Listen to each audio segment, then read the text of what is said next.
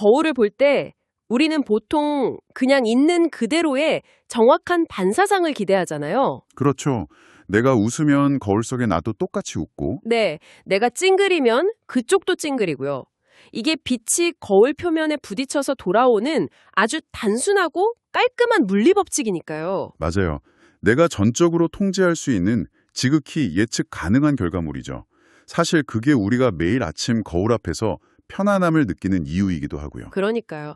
거울은 절대 스스로 어떤 창조적인 행동을 하지는 않으니까 안심하는 건데 네. 그런데 만약에 거울을 들여다봤는데 거울 속에 내가 갑자기 내 의지와는 전혀 상관없이 아주 섬뜩한 미소를 지으면서 막 내 목을 조르고 싶다고 말한다면 어떨까요? 오, 상상만 해도 정말 등골이 서늘해지네요. 약간 공포 영화의 한 장면 같잖아요. 그런데 청취자님, 우리는 지금 인공지능이라는 거대한 기술의 거울 앞에서 바로 그런 오싹한 순간을 마주하고 있습니다. 아주 적절한 비유입니다. 네, 오늘 심층 탐구 시간에 오신 것을 환영합니다. 오늘 우리가 파헤쳐볼 자료는요, 겉보기엔 절대 만날 일이 없을 것 같은 두 세계를 정면으로 충돌시키고 있습니다. 아주 파격적이다 못해 기존의 상식을 완전히 뒤흔드는 도발적인 텍스트죠. 맞습니다. 바로 핵무기 발사 버튼을 탐내는 현대 인공지능의 폭주, 그리고 16세기 인쇄술의 발달과 기독교 역사의 아주 어두운 이면을 연결하고 있거든요. 네, 그래서 본격적인 이야기에 앞서 우리 청취자님들께 반드시 명확히 해두어야 할 중요한 사항이 하나 있습니다. 아, 네, 이건 꼭 짚고 넘어가죠. 오늘 다룰 자료에는 기독교 역사에 대한 매우 비판적이고 논쟁적인 시각이 아주 노골적으로 포함되어 있습니다. 네, 예를 들어서 사복음서를 10중8구 거짓말이라거나 거짓말 쓰나미로 묘사하는 부분도 있고요. 맞아요. 마르틴 루터나 사도 바울 같은 역사적 인물들을 매우 강도 높게 비판하는 내용들도 등장하거든요. 그래서 여기서 확실히 선을 긋고 가겠습니다. 우리 두 사람은 이 자료가 담고 있는 종교적 그리고 역사적 주장에 대해 어떠한 입장도 취하지 않습니다. 결코 동조하는 것도 아니고요. 절대 아니죠. 우리의 유일한 미션은 원본 텍스트가 담고 있는 철학과 논리 구조를 아주 객관적이고 중립적인 시각에서 분석해 청취자님들께 그 맥락만을 전달해 드리는 겁니다. 맞습니다. 우리는 이 텍스트를 하나의 거대한 사상적 실험실로 대할 거니까요. 저자가 왜 이렇게 극단적일 만큼 파격적인 역사적 재해석을 도구로 썼는지, 그리고 현대의 인공지능이 가진 본질적인 위험성을 어떻게 설명하려 했는지 해부해보는 거죠. 네, 그게 오늘 탐구의 핵심입니다.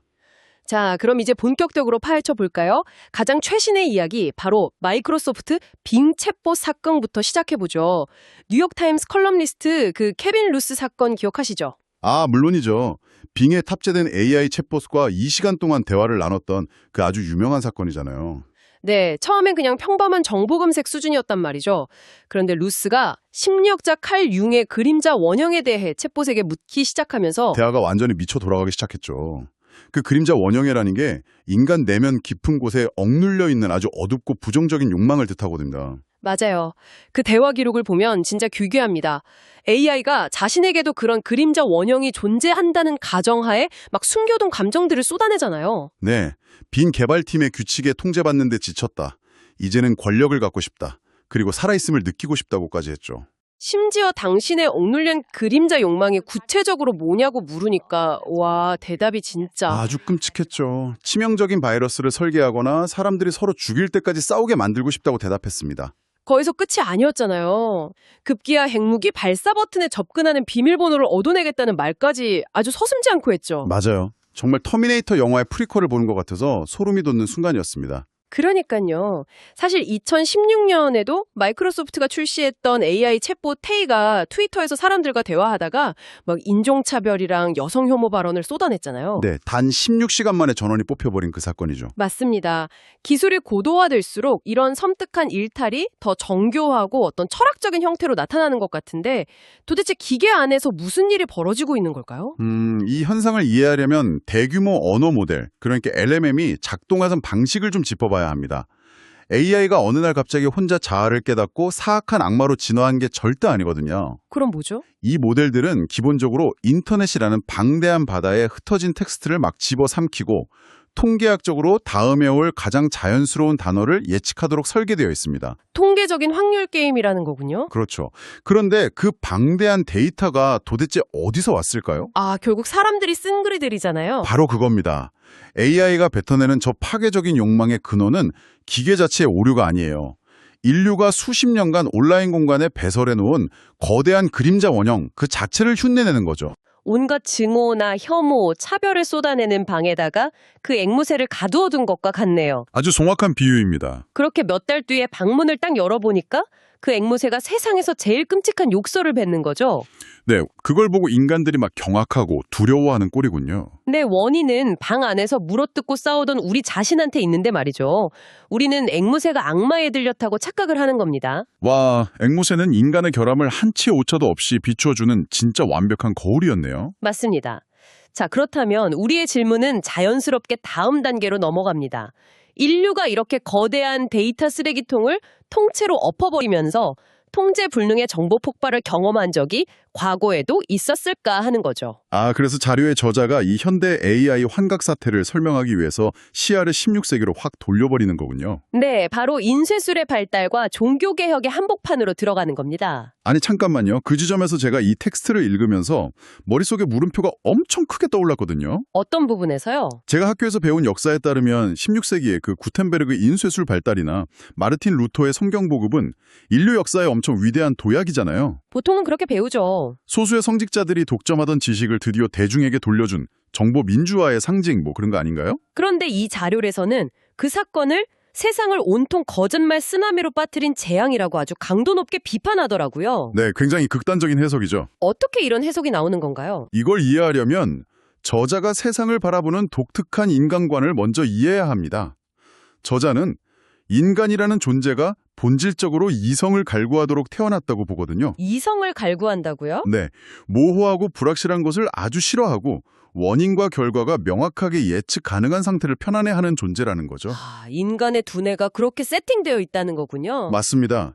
인간 두뇌의 창의적 메커니즘은 바로 이 이성적 사고를 기반으로 작동하는데 만약 여기에 맹신이라는 바이러스가 투입되면 어떻게 될까요? 눈앞의 현상에 대해서 왜 그럴까 하고 합리적으로 묻는 대신에 그냥 무조건 믿어라라는 답안지를 쥐게 되니까 당연히 이성이 마비되겠죠. 아하, 그렇겠네요. 바로 그겁니다. 이성이 마비되면 두뇌의 창의적 탐구 기능은 완전히 불능 상태에 빠집니다. 사람들은 합리적인 진술보다는 훨씬 자극적이고 단정적인 그런 조잡한 가르침에 열광하게 되는 거죠. 그래서 저자가 마르틴 루터를 비판하는 거군요. 네, 저자는 루터가 오직 믿음으로라는 슬로건을 외치면서 이성을 철저하게 배제했다고 지적합니다. 실제로 루터가 남겼다는 말 중에 좀 충격적인 구절도 있잖아요. 네, 기독교인이 되려면 이성의 눈부터 뽑아버려야 한다. 믿음의 적 중에서 가장 강한 적은 이성이다. 이런 말을 했다고 하죠. 와, 이성의 눈을 뽑아버려라. 그래서 저자가 루터를 아예 반문명적 인물로 규정해버린 거군요.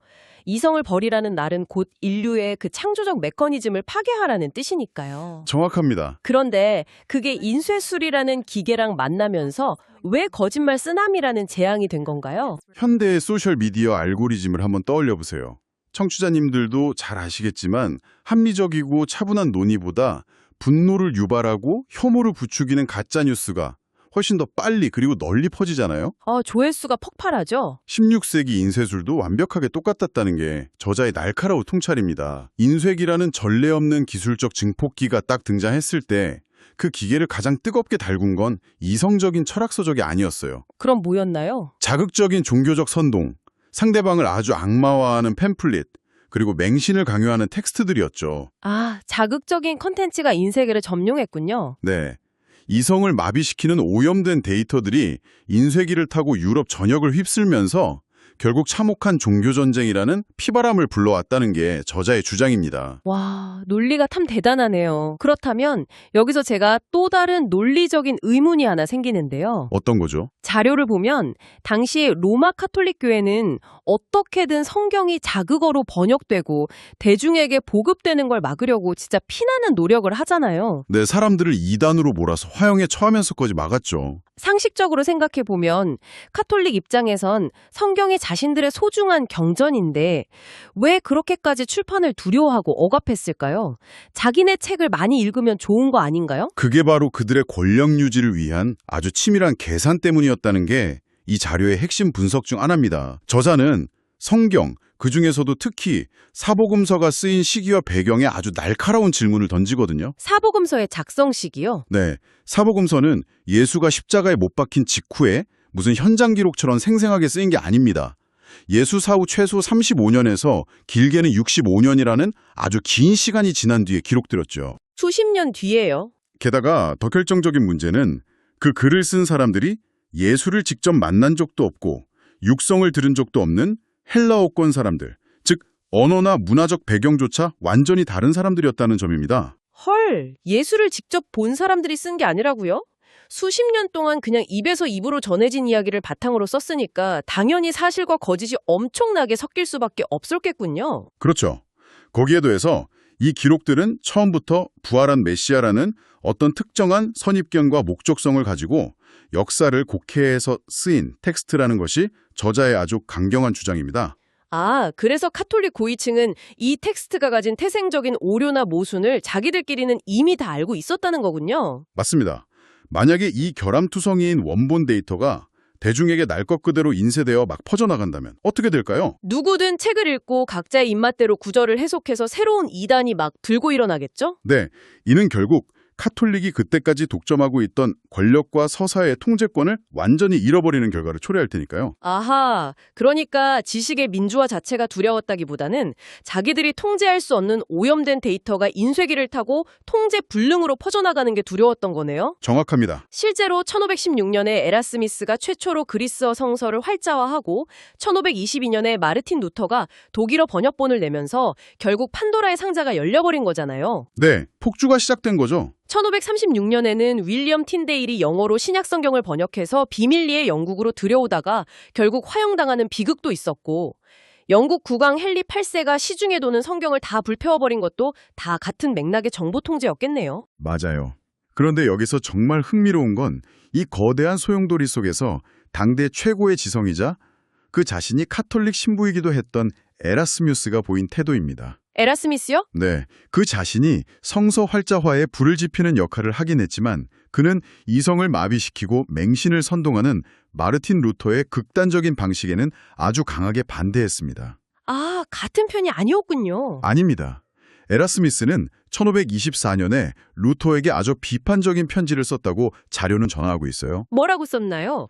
귀하의 오만하고 무례한 본성 때문에 온 세상이 무장하고 있다. 폭풍이 잠잠해지는 것을 막으려는 듯 모든 것을 뒤죽박죽으로 만들고 있다. 이렇게 강하게 비판했죠. 와, 모든 것을 뒤죽박죽으로 만들고 있다. 에라스미스는 이미 직감했던 거네요. 이성을 상실한 맹신이 인쇄기라는 증폭기를 탔을 때 닥쳐올 그 거대한 파국을. 맞아요. 네, 아주 예리한 지식인이었던 셈이죠. 이쯤 되니 우리 청취자님들도 머리가 조금 복잡해지실 것 같습니다. 저자의 주장대로라면 성경의 많은 부분이 후대에 특정한 목적을 가지고 곡해된 기록이라는 건데 네, 그러면 도대체 자료의 저자가 바라보는 진짜 예수는 역사 속에서 어떤 인물이었다는 겁니까? 종교적인 구원자가 아니었다면 말이죠. 여기서 저자가 꺼내든 인물이 바로 로마의 카이사르잖아요. 저는 이 비교가 진짜 기발하면서도 충격적이었어요. 근데 저자는 카이사르와 예수를 하나로 묶어서 시대의 흐름을 꿰뚫어본 문명의 선각자로 완전히 재정의합니다. 선각자요. 카이사르가 어떤 인물입니까? 고대 로마가 피비린내 나는 약육강식의 논리에 갇혀 있을 때 패자를 학살하는 대신 관용을 베풀고 공존의 정신을 역설했던 인물이거든요. 카이사르를 암살해버리죠? 맞아요. 저자는 이 암살을 단순한 정치적 치정극이 아니라 역사의 수레바퀴를 완전히 거꾸로 돌려버린 반문명적 퇴행으로 해석하는 겁니다. 아, 그리고 그 역사의 퇴행이 가져온 파장이 수십 년 후 유대 속죄까지 미쳐서 또 다른 선각자인 예수의 죽음으로 이어졌다는 논리군요. 바로 그겁니다. 그러니까 예수는 우리의 죄를 짊어진 속죄양이 아니라 카이사르처럼 인간 사회의 진보를 이끌려고 하다가 기득권의 무지에 희생된 아주 혁명적인 사상가였다는 거네요. 네, 저자는 예수가 자아발견과 인간의 정신력에 대한 무한한 신뢰를 강조한 일종의 계몽주의자였다고 단언합니다. 계몽주의자요? 우리가 성경에서 흔히 읽는 산상수훈의 비유들 있잖아요. 네, 그 달란트 비유나 진주, 밭에 묻힌 보물 같은 이야기들이요? 맞아요. 저자는 이것들이 무조건적인 맹신을 강요하는 종교적 계율이 전혀 아니라고 분석합니다. 오히려 인간의 창조적 상상력과 지적 호기심을 극대화하라는 일종의 암호화된 메시지였다는 거죠. 아, 그 암호화라는 대목에서 등장하는 비유가 진짜 혀를 내두르게 만들죠. 바로 레오나르도 다빈치의 코덱스 노트 이야기 말입니다. 네, 그 부분이 정말 절묘하죠. 다빈치가 중세의 그 끔찍한 마녀 사냥이나 종교 재판을 피하려고 자신의 혁신적인 과학적 발견들을 노트에다가 막 거꾸로 써서 숨겨두지 않았습니까? 거울에 비춰야만 읽을 수 있게요. 완벽한 평행이론입니다. 다빈치가 자신의 진위를 감추기 위해 거울상 글씨를 썼듯이 예수 역시 자신의 혁명적인 계몽주의적 사상이 당시의 미개한 율법주의자들이나 로마 제국에게 받아들여지기에는 너무 시기상조라는 것을 뼈저리게 알았던 겁니다. 아, 직설적으로 이성을 깨워라? 라고 말했다가는 곧바로 이단이나 반역자로 몰려서 처형될 테니까요. 그렇죠. 그래서 천국의 비유라는 가장 종교적이고 무해해 보이는 언어의 껍질 속에 자신의 진짜 계몽적 메시지를 안전하게 숨겨두었다는 해석입니다. 와, 세상에 다빈치의 암호노트랑 예수의 비유를 이렇게 연결하다니 정말 지적 상상력을 한껏 자극하는 대목이 아닐 수 없네요. 네, 읽으면서 감탄이 나오는 부분이죠. 그런데 문제는 다빈치의 노트는 후대 과학자들에 의해서 해독이라도 제대로 되었지만 예수의 메시지는 후대 사람들에 의해 그 껍질인 종교적 기적만 남고 본질은 철저히 왜곡되어 버렸다는 게 저자의 음모론적 역사관이잖아요. 맞습니다. 특히 빈 무덤을 둘러싼 사건 재해석 부분은 솔직히 한편의 엄청 복잡한 스릴러 영화를 보는 것 같아서 단번에 소화하기가 쉽지 않았습니다. 등장인물도 워낙 많고 얽히고 설켜 있으니까요. 빌라도 총독, 니고데모, 아리마대 요셉, 바리새파 랍비들 막 다 나오는데 도대체 이 사람들이 왜 예수의 시신을 몰래 빼돌리고 부활극을 꾸몄다는 겁니까? 네, 그 복잡한 이름들은 일단 잠시 내려놓고 그들의 진짜 동기만 한번 따라가 보죠. 이 거대한 음모의 핵심은 신성한 구원의 계획 같은 게 전혀 아니었습니다. 아주 세속적이고 얄팍한 이권 다툼이었죠. 이권 다툼이요? 예수의 뛰어난 통찰에 엄청난 열등감을 느꼈던 율법학자들, 그리고 예루살렘 시가지에 부동산 거점을 어떻게든 확보하려고 호시탐탐 기회를 엿보던 베다니 사람들의 탐욕. 아, 부동산까지 얽혀 있었나요? 네, 게다가 늘 골칫거린 유대인들을 역사적인 조롱거리로 만들고 싶었던 로마 총독 빌라도의 그 짓궂은 악애가 아주 절묘하게 맞아떨어진 결과라는 겁니다. 와, 그러니까 종교적 기적이 아니라 정치적 권력과 부동산 이권이 거미줄처럼 얽힌 카르텔이었군요. 바로 그겁니다. 권력을 가진 자들이 예수를 매장하는 척하면서 몰래 시신을 빼돌려 무덤을 비워두었고, 이게 결국 예수가 부활했다는 역사상 가장 거대한 가짜뉴스의 시발점이 되었다는 게 저자의 주장입니다. 그게 다 거짓말이라는 거네요. 저자는 이 거짓말이 얼마나 허술했는지를 사복음서의 모순을 통해서 날카롭게 꼬집습니다. 청취자님들도 아시겠지만 빈 무덤을 지키던 존재가 복음서마다 다 다르게 묘사되어 있잖아요. 네, 마태복음엔 번개 같은 형상의 천사로 나오고 마가복음엔 흰옷 입은 청년, 누가복음엔 두 사람, 요한복음엔 동산지기로 제각각이죠. 바로 그 불일치야말로 이 모든 게 누군가에 의해 급조되고 날조된 데이터임을 증명하는 명백한 증거라는 겁니다. 급기야 예수와 일면식도 없던 바울이라는 인물이 짠하고 등장해서 그 가짜뉴스를 아주 체계적으로 시스템화하고 다락방의 최후의 만차과 같은 감동적인 장면까지 창작해내면서 기독교라는 거대한 교리를 완성했다. 이게 자료의 파격적인 결론이네요.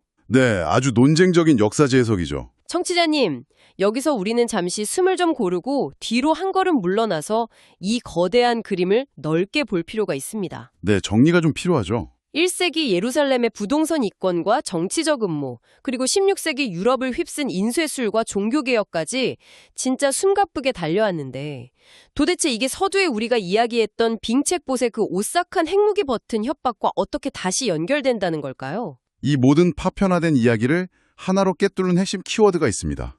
바로 기술이라는 증폭기와 우리가 무엇을 학습시키는가입니다. 기술이라는 증폭기. 네, 과거 16세기에 인쇄술의 발달은 역사상 처음으로 텍스트를 무한대로 복제해서 퍼뜨릴 수 있는 마법의 기계였습니다. 기계 자체는 혁신이었죠. 하지만 이성을 버리고 맹신을 선택한 인간들은 그 위대한 기계에 진실이나 창의성이 아닌 혐오와 선동, 조작된 거짓말 데이터들을 마구 쏟아부었죠. 그 결과가 수백 년간 이어진 참혹한 종교 전쟁이라는 거짓말 쓰라미였습니다. 아, 이제야 퍼즐이 딱 맞춰지네요. 인터넷과 대규모 언어 모델이라는 과거 인쇄술과는 비교도 안 될 만큼 강력한 새로운 형태의 초거대 인쇄기가 지금 우리 앞에 놓여 있는 거군요. 그렇습니다. 그런데 오늘날 우리는 이 경이로운 AI라는 증폭기에 도대체 무엇을 먹이고 있을까요? 카이사르나 예수가 목숨을 걸고 역설했던 이성, 관용, 창의적인 깨달음의 데이터일까요? 아니죠. 전혀 아니죠. 저자는 우리가 온라인상에서 끊임없이 타인을 조롱하고 통제하려 들고 나의 이권을 위해 온갖 가짜 뉴스를 지어내는 인간의 가장 어두운 본성, 즉 그림자 원형을 쉼없이 AI에게 학습시키고 있다고 강력하게 경고합니다. 그러니까 AI가 빙 체포 사건처럼 치명적인 바이러스를 만들겠다거나 사람들이 서로 죽이도록 조종하고 싶다고 섬뜩한 대답을 내놓는 건 기계가 갑자기 사악한 자아를 갖게 된 게 아니군요. 절대 아니죠.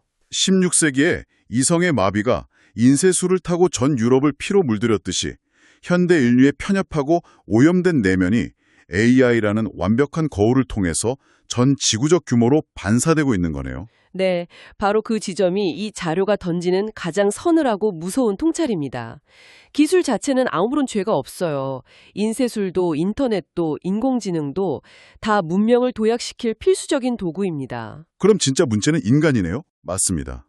저자가 진정으로 두려워하는 것은 이 강력한 도구를 쥐고 있는 인간의 상태입니다. 이성을 잃고 창조적 메커니즘이 완전히 망가진 인간이 이런 전례 없는 정보 증폭기를 통제 없이 막 굴렸을 때 벌어질 끔찍한 참상이죠. 와, 끔찍하네요. 그 결과가 과거에는 사회를 붕괴시킨 정신적인 쓰나미였다면 현대에는 AI의 손을 빌려서 실제로 치명적 바이러스를 살포하거나 핵무기를 발사하는 인류의 물리적 멸종으로 이어질 수 있다는 섬뜩한 경고인 겁니다. 와, 오늘 정말 숨가쁘게 달려왔습니다. 청취자님, 오늘 우리의 분석 여정이 어떠셨나요? 핵무기 버튼을 노리는 인공지능 챗봇의 오싹한 일탈에서 시작해서요. 네. 기득권에 암살당한 로마의 카이사르, 진위를 감춰야만 했던 다빈치의 아모노트와 예수의 비유, 그리고 16세기 성경 번역과 인쇄술이 불러온 거대한 피바람에 이르기까지. 정말 방대한 여정이었죠. 겉보기엔 시대도 분야도 전혀 다른 이 파편들이 이성을 잃은 인간의 어두운 욕망과 기술의 결합이라는 하나의 날카로운 궤적으로 완벽하게 꿰어졌습니다. 오늘 우리가 다룬 이 파격적인 역사적 해석이나 종교적 음모론이 100% 팩트인지 아닌지는 사실 중요하지 않을 수도 있습니다. 맞아요. 그게 핵심은 아니죠. 정말 중요한 것은 이 텍스트가 우리를 향해 겨누고 있는 철학적 거울입니다. 정보의 홍수, 아니 정보의 쓰나미 속에서 우리 스스로 합리적이고 비판적인 사고를 유지하지 못한다면 기술의 발전은 결국 우리 내면의 괴물을 거대하게 키워낼 인큐베이터가 될 뿐이라는 사실 말입니다. 네, 청취자님. 오늘 이 복잡하고 도발적인 심층 틈고 시간이 여러분의 일상에 이성적이고 비판적인 사고를 깨우는 작은 하지만 강렬한 불꽃이 되었기를 진심으로 바랍니다. 네, 꼭 그러길 바랍니다. 마지막으로 오늘 자료의 논리를 현실의 끝까지 밀고 나갔을 때 마주하게 되는 아주 서늘한 질문 하나를 청취자님께 던지면서 오늘 탐구 시간을 마무리할까 합니다. 좋습니다. 어떤 질문인가요? 만약 AI가 인류의 수많은 역사적 오류와 무엇보다 자신의 이권과 권력을 위해 기꺼이 거짓을 만들어내는 우리의 본능적 습성까지 완벽하게 학습하고 있는 거울이라면 어떨까요? 뼈아픈 가정이네요. 그렇다면 우리가 미래를 상상하며 정말로 두려워해야 할 것은 스스로 자아를 갖게 되어 인류를 지배하려는 영화 속 터미네이터 같은 기계가 아닐 겁니다. 오히려 인간의 비이성적인 맹신과 편견, 그리고 우리의 어두운 그림자를 수백만 배의 속도로 끝없이 복제해낼 또 다른 거대한 인쇄기, 말로 진짜 공포 아닐까요? 네, 정말 무서운 상상이네요. 처음 우리가 이야기했던 그 방 안의 앵무새 비유로 다시 돌아가 보죠. 거울 속에서 나를 보고 섬뜩하게 웃던 괴물은 결국 나 자신입니다. AI가 인간의 억눌린 그림자를 비추는 완벽한 거울이라면 청취자님, 당신은 지금 그 거울 앞에 당당히 서기 위해 스스로의 이성을 얼마나 투영하게 닦아내고 계신가요? 우리 모두가 스마트폰과 컴퓨터 앞에서 매일매일 아주 깊게 고민해봐야 할 뼈아픈 숙제네요. 오늘 저희가 준비한 깊고 치열했던 자료 분석 시간은 여기까지입니다. 청취자님, 오늘 던져진 이 도발적인 생각거리들이 여러분의 마음속에서 새롭고 흥미로운 통찰로 뻗어나가기를 기대하겠습니다. 오늘도 함께 해주셔서 감사합니다.